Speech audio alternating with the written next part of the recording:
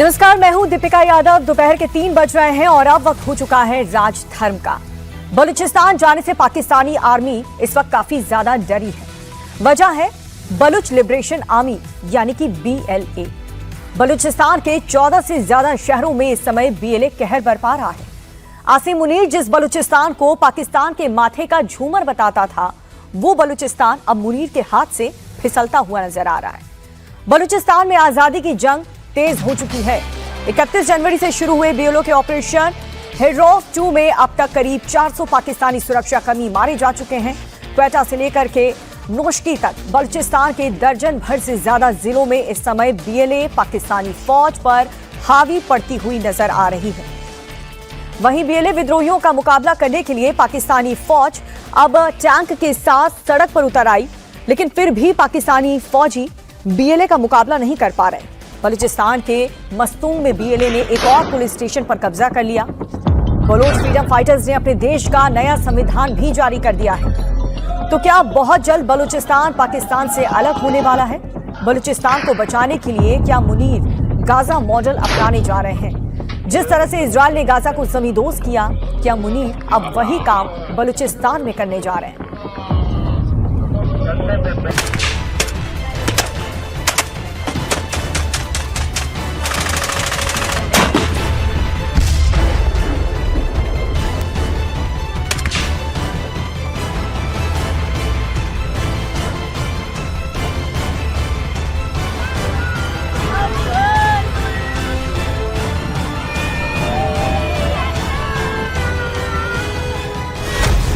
पहले police station का दरवाजा तोड़ा,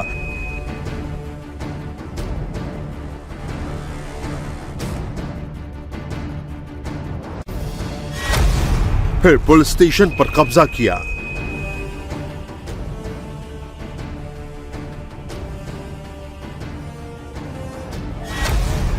थाने के रिकॉर्ड को आंख के हवाले किया।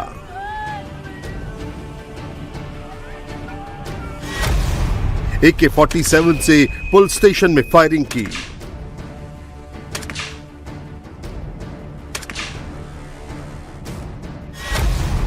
और आखिर में लॉकअप में बंद बलूचियों को आजाद कराया।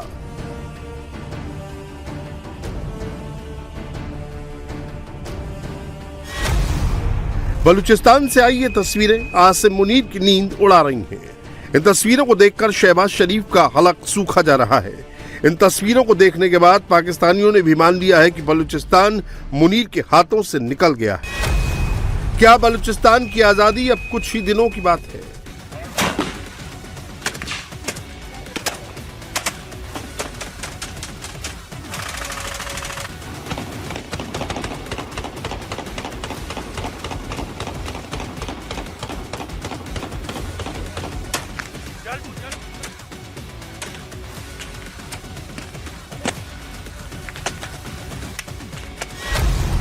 क्या ईरान और पाकिस्तान से टूटकर नया देश बलूचिस्तान बनने वाला है?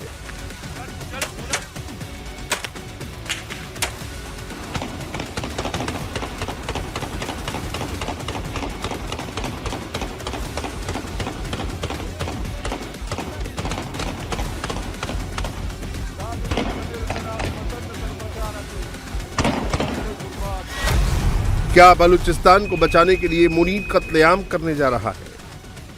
हम FC बलूचिस्तान के जवान हैं। हमने बलूचिस्तान की एक एक जर्रे की दिफा की कसम खाई है।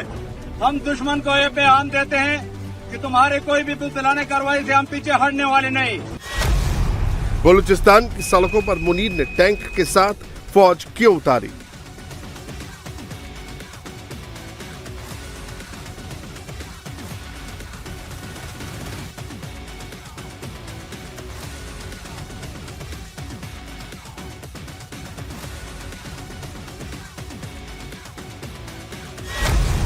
क्या मुनीर अब बलूचिस्तान को गाजा बनाने की कर रहा है तैयारी?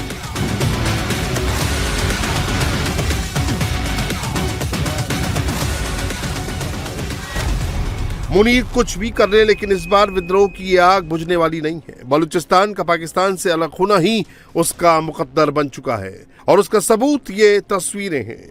ये बलूचिस्तान के मस्तुंग का पुलिस स्टेशन है, जिस पर अब BLA यानी बलूचिस्तान लिबरेशन आर्मी का कब्जा हो चुका है। जिस थाने में पाकिस्तान की पंजाब की पुलिस बलोचों को टॉर्चर करती थी, वो अब पूरी तरह से BLA के कंट्रोल में है। पाकिस्तानी सुरक्षा कर्मियों ने बलोच विद्रोहियों के सामने सरेंडर कर दिया है। BLA फाइटर्स ने पुलिस स्टेशन के अंदर भयंकर आगजनी की है। थाने में रखी फाइलों और जरूरी दस्तावेजों को जला दिया है। मस्तुंग के इस थाने में पाकिस्तानी सुरक्षा कर्मियों ने कई बलूचों को इन लॉकअप में बंद कर रखा था, लेकिन फाइटर आए और उन्होंने कैद खाने में बंद अपने साथियों को रिहा करा लिया। अब इन तस्वीरों को देखिए। BLA फाइटर्स गाड़ी में हथियार लोड कर रहे हैं। बलोच विद्रोहियों ने थाने से हथियारों का जखीरा जब्त किया है। ये सभी फाइलें पाकिस्तान के सुरक्षा कर्मियों की हैं, लेकिन BLA को सामने देखते ही पाकिस्तानी सुरक्षा कर्मी हथियार छोड़कर भाग गए। बलूचिस्तान में BLA का ये ऑपरेशन 31 जनवरी से शुरू हुआ है। इस ऑपरेशन को हीरो फेस 2 नाम दिया गया है। बलोच लड़ाके बाइक से झुंड बनाकर निकल रहे हैं, शहर शहर घूम रहे हैं। पहाड़ियों से होते हुए वो पाकिस्तानी सेना के पोस्ट पर पहुंचते हैं और फिर उन पर मौत बनकर टूट पड़ते हैं।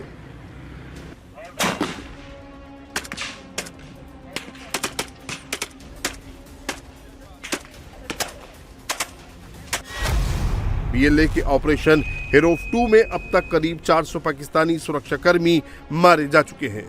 क्वेटा से लेकर नोशकी तक बलूचिस्तान के दर्जन भर से ज्यादा जिलों में इस समय BLA पाकिस्तानी फौज पर हावी पड़ रही है। बलूचिस्तान हुकूमत ने दो टोक अल्फाज में और वाज़े तौर पर यह कह दिया है कि BLA के हमलों के बाद उन्हें शायद अब किसी पर भरोसा नहीं रहा। इसलिए गुज़िश्ता रोज जो बलूचिस्तान के तर्जुमान हैं, उन्होंने कहा कि अब वो इंटेलिजेंस को मजीद मुनज़्ज़म करेंगे। इसका मतलब यह है कि इससे पहले बलूचिस्तान में जो इंटेलिजेंस सिस्टम मौजूद था वो महज बलोचों की टारगेट किलिंग के लिए था, उससे आगे इनका कोई ताल्लुक नहीं था। लेकिन अब उसको मुनज़्ज़म किया जाएगा और क्वेटा के रेड जोन की हिफाजत के लिए कंक्रीट की दीवार भी तामीर की जाएगी और हुकूमत का मादनियात और सरहदी सिक्योरिटी के लिए खसूसी फोर्स कायम करने का फैसला हुआ है। सिक्योरिटी के लिए, सरहदों की सिक्योरिटी के लिए। क्या सरहदों की सिक्योरिटी सूबाई मामला कब से हो गया है, ये मैं अभी तक हैरान हूं जब से मैंने ये सुना है। और मादनियात का तहफ़्फ़ुज़ की बात जहां तक की जा रही है तो उसके हवाले से तो ऑलरेडी इतने टास्क फोर्सेस कायम हैं, इतने ग्रुप कायम हैं, जिस तरह CPEC के प्रोटेक्शन के लिए इतने सारे मौजूद हैं चीजें, उसी तरीके से मादनियात के तहफ़्फ़ुज़ के लिए भी रियासत ने सबसे पहले यही काम तो किया था। मुनीर को बलूचिस्तान हाथ से फिसलता दिख रहा है। बलूचिस्तान को बचाने के लिए उसने अब गाजा मॉडल अपना लिया है। लोगों के घरों को बारूद से उड़ाया जा रहा है। ये नोशकी में BLA कमांडर बशीर ज़ेब का घर है, जिसे मुनीर के इशारे पर जमींदोज कर दिया गया। 80 सीसी की मोटरसाइकिल से घूमने वाला बशीर ज़ेब पूरा बलूचिस्तान अपने इशारों पर चला रहा है। जिस जमीन पर बशीर बलोच कदम रख देता है, जिस तरफ इसकी बाइक घूम जाती है, मुनीर की रेजिमेंट गायब हो जाती है। मुनीर की फौज बशीर का कुछ नहीं कर पाई तो उसके पुश्तैनी घर को ही तोड़ दिया। मुनीर की सेना विद्रोह को कुचलने के लिए इस समय पूरे बलूचिस्तान में जमकर बर्बरता कर रही है। गांव के गांव, बस्ती की बस्ती जलाई जा रही है। मुनीर की आर्मी इस समय बलूचिस्तान में टैंक के साथ घूम रही है। टैंक तभी निकाले जाते हैं जब सेना दुश्मन मुल्क के साथ जंग लड़ती है, लेकिन यहां मुनीर ने बलूचिस्तान को ही दुश्मन मुल्क मान लिया है। अगर आप if you're in a state of war with India and you're in a state of war with Afghanistan and you're in a state of war with Balochistan और उसके लिए आप सिर्फ मिलिट्री सॉल्यूशंस ढूंढ रहे हैं, तो हमें समझ आ रही है ना कि मिलिट्री सॉल्यूशंस हल नहीं हो रहे ना मसले। क्या आपका ख्याल है टेररिज्म कम हो गई है? हमें हर रोज बताया जाता है कि जी इतने लोग मार दिए, उनके इतने लोग मार दिए, और फिर भी वो आ रहे हैं। तो आई थिंक थोड़ी बहुत नेशनल सिक्योरिटी एस्टैब्लिशमेंट को रीथिंक करना पड़ेगा। कोई पॉलिटिकल की इनिशिएटिव्स भी हमें कोई नजर आने चाहिए ताकि कुछ प्रोग्रेस हो। अब डेडलॉक है विद द काबुल गवर्नमेंट, बिल्कुल डेडलॉक है। अब वो आप कहते हैं जी कि वो नहीं हमारी बात सुनते।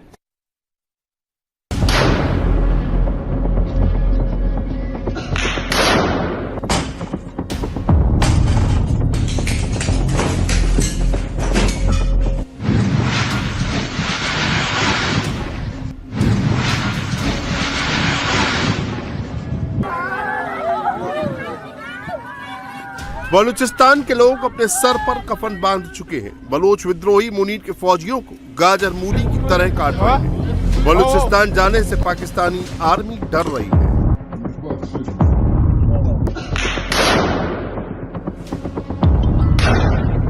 It was a simple and clear message to China and Pakistan to withdraw immediately from Balochistan.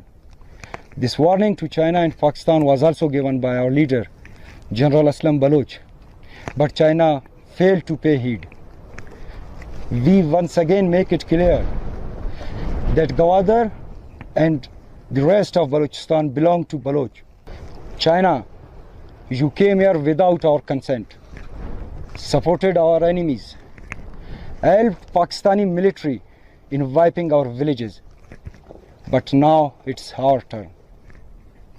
Baloch Liberation Army guarantees you that CPAC will fail miserably on Baloch land.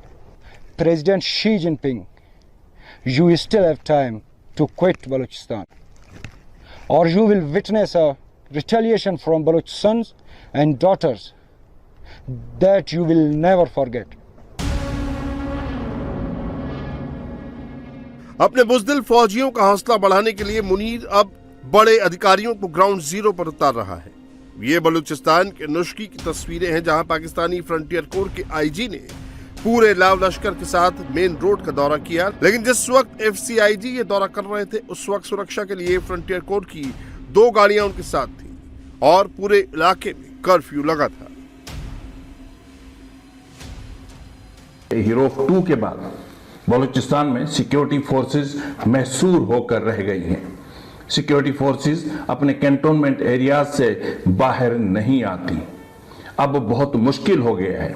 ये एक वीडियो इस वक्त आपकी स्क्रीन पर है, जिसको कल से फखरिया अंदाज में पेश करने की कोशिश की जा रही है। ये आईजीएफसी हैं जो नोशकी का दौरा कर रहे हैं और फखरिया बता रहे हैं कि देखें आईजीएफसी तो दौरे करता फिर रहा है। लेकिन इस पूरी वीडियो को मैं स्लो करके चला रहा हूं। जरा मुझे बताइए कि कहीं आपको कोई इंसान तो अपनी जगह पर, कोई कुत्ता भी नजर आता है सड़कों पर, कहीं कोई गधा भी खड़ा हुआ नजर आ रहा है? अब कर्फ्यू लगा के आप इस तरह के 1000 दौरे कर सकते हैं। तो कर्फ्यू तो पहले खत्म करो, लोगों की जिंदगियां तो बहाल करो। मजा तब आता जब यही आईजीएफसी वहीं पे जाता, लोग इसके ऊपर फूलों की पत्तियां निछावर करते।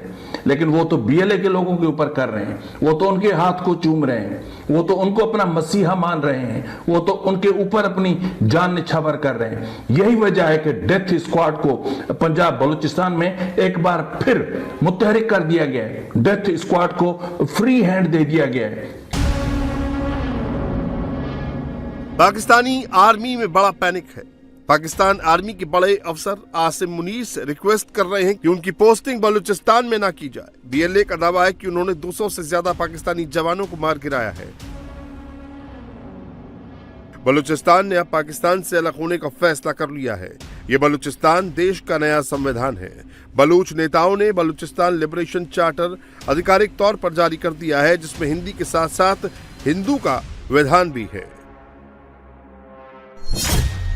बलूचिस्तान लिबरेशन चार्टर को बलूच राष्ट्रवादी गुट स्वतंत्र बलूच राज्य की आधारशिला बता रहे हैं।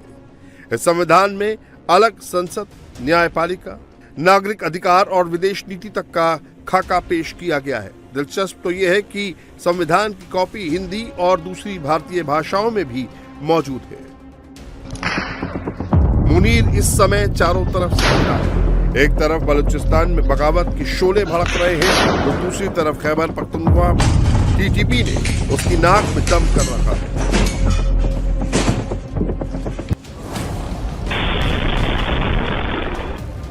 मुनीर से इस्लामाबाद तक नहीं संभल रहा है।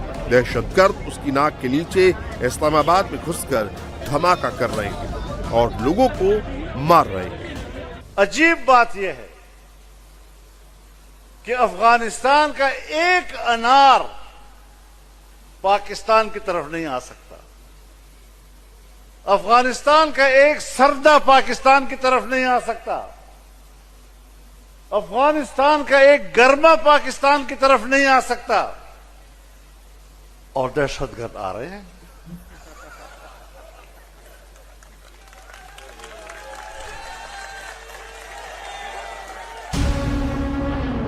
हाथ से फिसल रहे बलूचिस्तान को बचाने के लिए मुनीर अब यहाँ बड़ा मिलिट्री ऑपरेशन करने जा रहा है। ये जंग हमारे हाथों से ज़्यादा पंजाबी के हाथ में, पंजाबी आर्मी के हाथ में, कि वो उसको किस तरफ ले जाना चाहता है। वो ज़्यादा बलोच पे प्रेशर डालेगा, वो ज़्यादा दबाने की कोशिश करेगा, हम ज़्यादा उभरेंगे।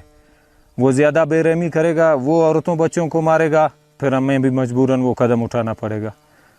वो बेगुनाह बलोचों को मार रहा है, फिर हम भी मजबूर होंगे, कहीं ना कहीं जाके हम भी मजबूर होंगे, सिर्फ और सिर्फ उसको सिखाने के लिए, उसको सबक देने के लिए। हो सकता है अगर वो कल खला को बहुत ज़्यादा बमबारी करेगा हमारे आम लोगों पे, जो पहले भी किया उसने, शायद इस वक्त तक हम सब्र से काम कर, तो हो सकता है कि हमारा टारगेट इस्लामाबाद भी हो, हमारा टारगेट लाहौर भी हो, हमारा टारगेट पिंडी भी हो। लेकिन मुनीर के लिए बलूचिस्तान का मोर्चा इतना आसान नहीं होगा, क्योंकि यहाँ के आम लोग पाकिस्तानी फौज की वर्दी देखते ही भड़क रहे हैं। अमेरिका और ईरान के बीच तनाव बेहद खतरनाक मोड़ पर आ चुका है। युद्ध की आशंका के बीच अब खाड़ी में सैन्य प्रदर्शन होने लगा है। अमेरिकी विध्वंसक जंगी बेड़ा ईरान के काफी करीब पहुंच चुका है, तो ईरान ने भी अपने डेंजरस बैलिस्टिक मिसाइल्स को एक्टिव मोड में कर दिया है। यहां पर तनातनी के बीच ईरान के बड़े सुरक्षा अधिकारी ओमान पहुंचे हैं। इजरायली प्रधानमंत्री ट्रंप से मुलाकात के लिए वॉशिंगटन में मौजूद हैं। क्या अगले 24 घंटे में मिडिल ईस्ट में तबाही शुरू हो जाएगी? रिपोर्ट से समझिए।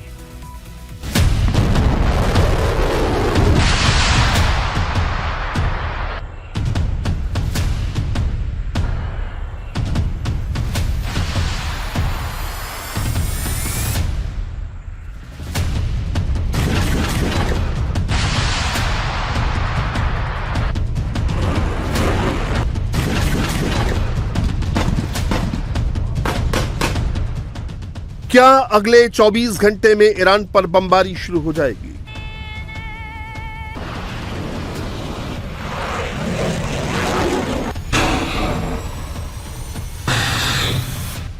क्या खमेनेई की मिसाइल फोर्स अलर्ट मोड में आ गई है?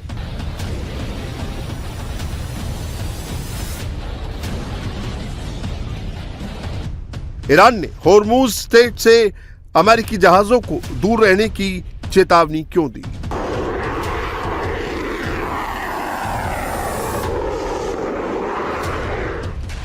ईरान से बढ़ते तनाव के बीच अब मिडिल ईस्ट में अमेरिकी सैन्य शक्ति का प्रदर्शन शुरू हो गया है। अमेरिका का सबसे बड़ा जंगी बेड़ा अरब सागर में तैनात है, जो कभी भी तेहरान में तबाही मचा सकता है। अमेरिका और ईरान के बीच तनातनी के बीच अगले 24 घंटे बेहद अहम है, क्योंकि एक दिन बाद यानी 11 फरवरी को ईरान के नेशनल सिक्योरिटी काउंसिल के सचिव अली लारिजानी की ओमान में अहम बैठक होने वाली है। वो ओमान के विदेश मंत्री और ओमान के सुल्तान हैतम से मुलाकात करेंगे। 11 फरवरी को ही वॉशिंगटन में ट्रंप और इजरायली प्रधानमंत्री बेंजामिन नेतन्याहू की बैठक होने जा रही है, जिसमें ईरान के खिलाफ हमले को लेकर चर्चा होना तय है। अमेरिकी नेवी का सबसे बड़ा विमानवाहक युद्धपोत यूएसएस इब्राहिम लिंकन ईरान के काफी करीब पहुंच चुका है। अमेरिकी विध्वंसक बेड़ा अरब सागर में ईरान से करीब 600 किलोमीटर दूर है और ट्रंप की हरी झंडी का इंतजार कर रहा है।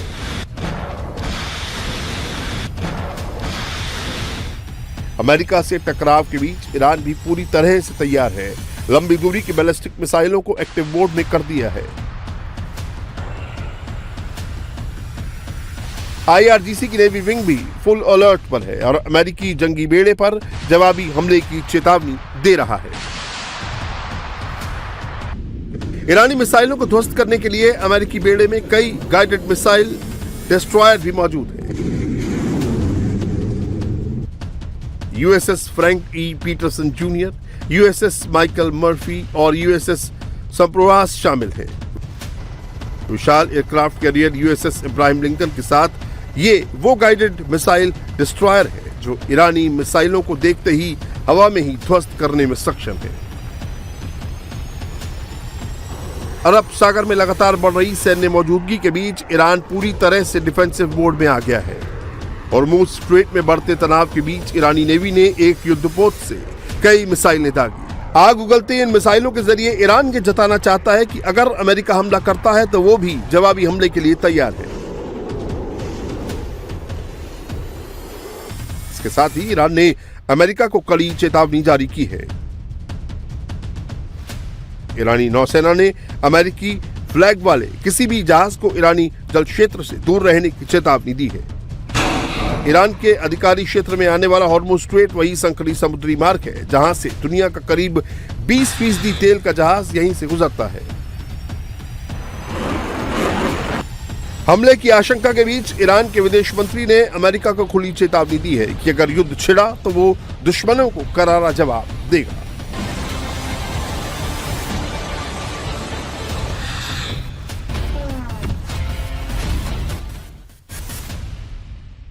کسانی که در روز سوم جنگ توییت زدن در 2 کلمه تسلیم بدون قید و شرط unconditional surrender دیدید حتما روز 12 جنگ پیام دادند آتش بس بدون قید و شرط. چرا؟ چون ما از جنگ نترسیدیم، ایستادگی کردیم. الان هم آرایش نظامی اونها در منطقه ما را نمیترساند. ما اهل دیپلماسی هستیم، اهل جنگ هم هستیم. ईरान की सबसे बड़ी ताकत उसकी मिसाइलें हैं। ईरानी मिसाइलों की रेंज इतनी ज्यादा है कि वो इजराइल के साथ ही मिडिल ईस्ट में अमेरिकी एयरबेस को निशाना बना सकते हैं। ईरान की जिन खतरनाक मिसाइलों से अमेरिकी खेमे में भी हड़कंप मच जाता है उसमें खुर्रमशहर सबसे पहले आती है। खुर्रमशहर ईरान की सबसे पावरफुल और एडवांस मिसाइल है। इसकी जद में Israel, Qatar, Bahrain, Kuwait, Iraq, Syria, UAE और सऊदी में मौजूद अमेरिकी एयर है। सेजिल मध्यम दूरी का बैलिस्टिक मिसाइल है। इसकी रेंज करीब 2000 किलोमीटर है। इसकी रेंज में Qatar, Bahrain, Kuwait, Iraq, Jordan और टर्की आते हैं। यानी इन देशों में अमेरिकी मिलिट्री बेस पर हमले कर सकता है ईरान। इमाद और गदर 1 भी मीडियम रेंज की ईरानी बैलिस्टिक मिसाइलें हैं। इसकी रेंज 1700 किलोमीटर है। इसके जद में भी Qatar, Bahrain, Kuwait, Iraq, Jordan और सीरिया आते हैं। यानी साफ है कि अगर अमेरिका हमला करता है तो ईरान अपनी मिसाइल फोर्स के जरिए मिडिल ईस्ट में मौजूद अमेरिकी मिलिट्री बेस को भारी नुकसान पहुंचा सकता है।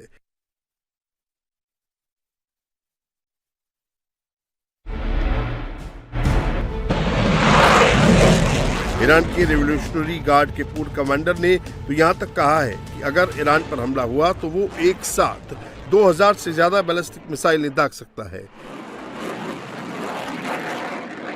If the United States and Israel they want to attack against Iran, at the first step we can fire more than 2000 missiles.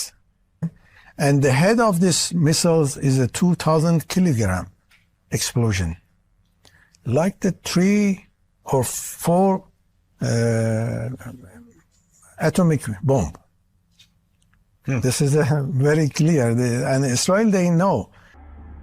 Iran के जवाबी हमले से इजराइल समेत अमेरिकी एयरबेस को कम से कम नुकसान हो, इसके लिए अमेरिका ने पूरे मिडिल ईस्ट में एयर डिफेंस सिस्टम की तैनाती बढ़ा दी है। ईरानी मिसाइलों को मार गिराने के लिए अमेरिका ने थाड और पैट्रियट जैसे डिफेंस सिस्टम को लगाया है जो पलक झपकते ही दुश्मन की मिसाइलों को मार गिराने में सक्षम है। इजराइल में थैड सिस्टम तैनात किया गया है ताकि ईरान से होने वाले संभावित बैलिस्टिक मिसाइल हमलों से सुरक्षा प्रदान की जा सके। सऊदी अरब के प्रिंस सुल्तान एयरबेस पर पैट्रियट और थैड सिस्टम दोनों तैनात हैं। अमेरिकी सेना ने हाल ही में जॉर्डन में अपनी मिसाइल डिफेंस को मजबूत किया है। अमेरिका ने यहां थैड को तैनात किया है। संयुक्त अरब अमीरात में थैड और पैट्रियट दोनों की तैनाती की गई है। इसके साथ ही अमेरिका ने ईरान में तबाही के लिए दुनिया के सबसे पावरफुल बॉम्बर को उतार दिया है। कतर के अल उदैद एयरबेस पर अमेरिकी B-52 बॉम्बर उतर चुका है। ये बॉम्बर 70,000 पाउंड तक गोला बारूद ले जाने में सक्षम है।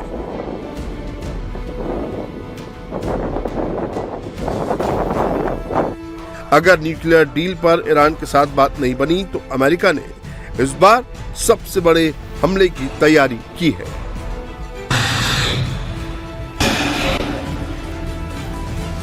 ईरान और अमेरिका के बीच टेंशन काफी ज्यादा हाई है। कभी भी जंग की शुरुआत हो सकती है, ऐसी सिचुएशन वहां पर है। तो वहीं अमेरिका एक और वॉर फ्रंट खोलने की तैयारी कर रहा है। कनाडा और अमेरिका के बीच तनातनी बढ़ती जा रही है। कनाडा के खिलाफ ट्रंप का जुबानी जंग भी लगातार जारी है। अब गार्डी हाउ ब्रिज को लेकर के कनाडा और अमेरिका आमने सामने आ चुके हैं। ब्रिज को लेकर के ट्रंप ने मुआवजे का डिमांड किया और नहीं देने पर अंजाम भुगतने की धमकी दे डाली। आखिर क्या है गार्डी हाउ ब्रिज विवाद, देखिए इस रिपोर्ट में।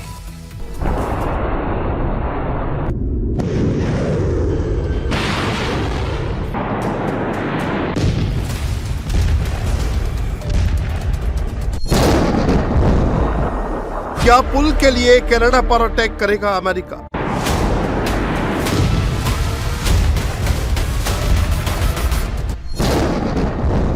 क्या ब्रिज के लिए कनाडा पर बम बरसाएंगे ट्रंप?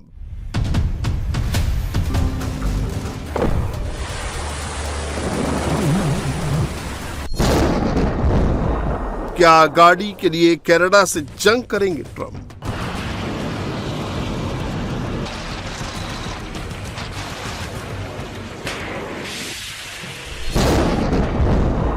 क्या कनाडा बन जाएगा अमेरिका का 51वां स्टेट? कनाडा और अमेरिका में लगातार तनातनी बढ़ती जा रही है। दो दोस्तों के बीच दुश्मनी बढ़ती जा रही है।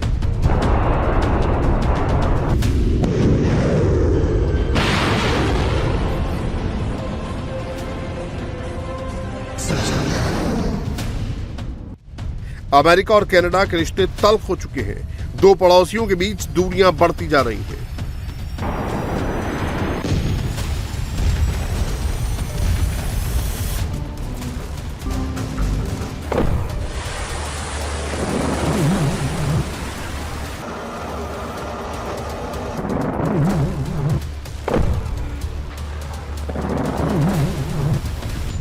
अमेरिकी राष्ट्रपति डोनाल्ड ट्रंप लगातार कनाडा पर अटैकिंग मोड में हैं। अमेरिका कनाडा के बीच जो टैरिफ वॉर शुरू हुआ था वो कभी भी अस्थि वॉर में कन्वर्ट हो सकता है।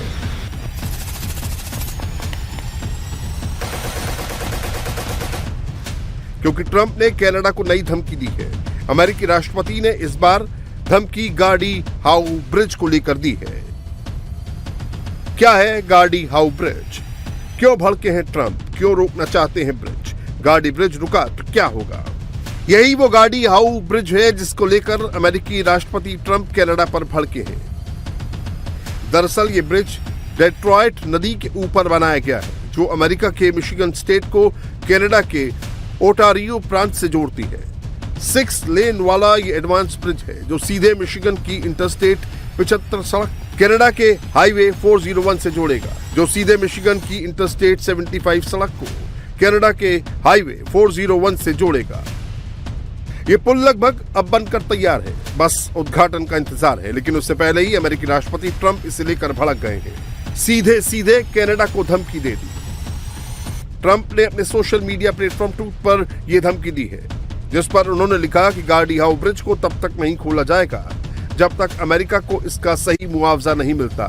अमेरिका को कम से कम आधी हिस्सेदारी मिलनी चाहिए।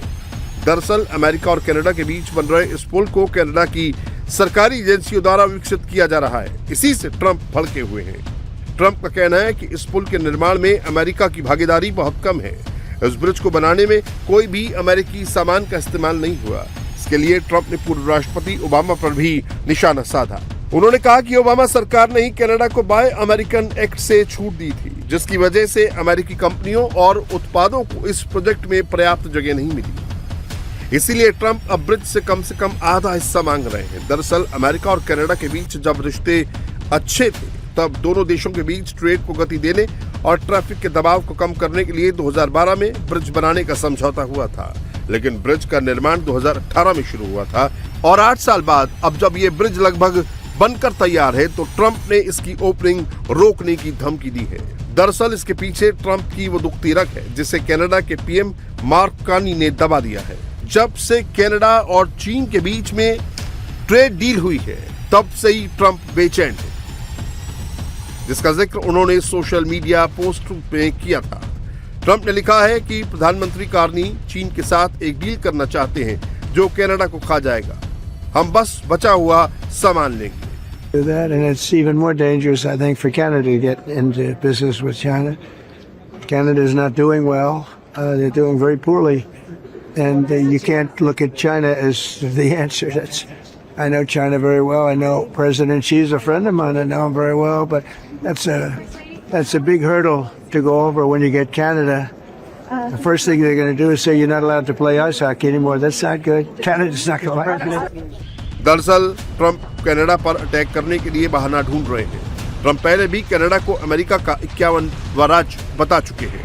कनाडा पर 100% टैक्स लगाने की धमकी दे चुके हैं और अब गार्डी हाउ ब्रिज के जरिए कनाडा पर प्रहार करना चाहते हैं।